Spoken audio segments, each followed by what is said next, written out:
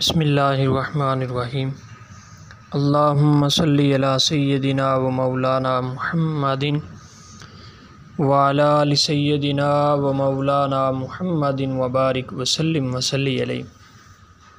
عن عبد الرحمن بن خباب رضی اللہ تعالی عنہ قال شہدت النبی صلی اللہ علیہ وآلہ وسلم وهو یحث علی جیش الاسرۃ فقام عثمان بن عفان فقال یا رسول اللہ صلی اللہ علیہ وآلہ وسلم علی مئۃ بعیر باحلاسها واکتابها فی سبیل اللہ ثم حد علی الجیش فقام عثمان بن عفان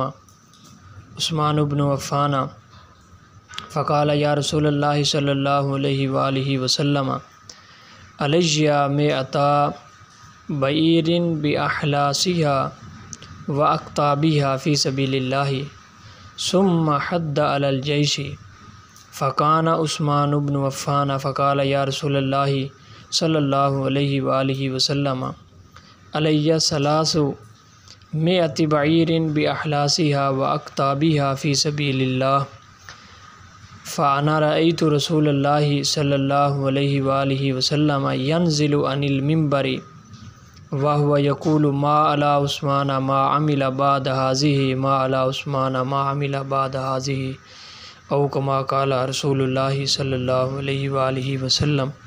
رواہ ترمذی۔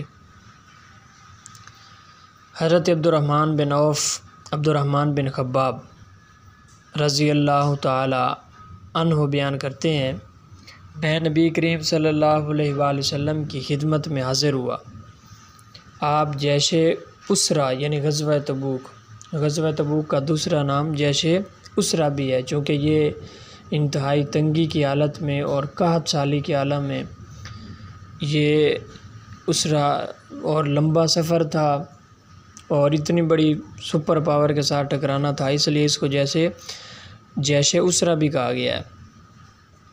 تو حضرت عبد الرحمن بن خباب کہتے ہیں کہ میں حضور صلی اللہ علیہ وسلم کی خدمت میں حاضر ہوا۔ آپ جیش اسرا یعنی غزوہ تبوک کے سامان کی لوگوں کو ترغیب دے رہے تھے، ابھار رہے تھے، تو عثمان بن عفان رضی اللہ تعالیٰ عنہ کھڑے ہوئے اور بولے، اللہ کے رسول صلی اللہ علیہ وآلہ وسلم میرے ذمہ اللہ کی راہ میں 100 اونٹ ہوئے ماہ ساز و سامان کے۔ آپ نے پھر اس کی ترغیب دلائی تو عثمان پھر کھڑے ہوئے اور بولے، اے اللہ کے رسول صلی اللہ علیہ وآلہ وسلم میرے ذمہ اللہ کی راہ میں 200 اونٹ ہوئے ماہ ساز و سامان کے۔ حضور صلی اللہ علیہ وسلم نے پھر ترغیب دلائی تو حضرت عثمان پھر کھڑے ہوئے اور بولے، اے اللہ کے رسول میرے ذمہ اللہ کی راہ میں 300 اونٹ ہیں ماہ ساز و سامان کے۔ میں نے رسول اللہ صلی اللہ علیہ وسلم کو دیکھا، آپ ممبر سے یہ کہتے ہوئے اتر رہے تھے، اب عثمان پر کوئی مواخذہ نہیں جو بھی کریں، اب عثمان پر کوئی مواخذہ نہیں جو بھی کریں۔ یہ حضرت عثمان غنی رضی اللہ تعالی عنہ کی سخاوت کا عالم ہے اور یہ ان کی شان ہے۔ اللہ تعالی ہم سب کو صحابہ کرام خلفائے راشدین کی محبت میں زندہ رکھے اور صحابہ کرام اور اہل بیت کی محبت میں موت نصیب فرمائے۔ وآخر دعوانا الحمدللہ رب العالمین۔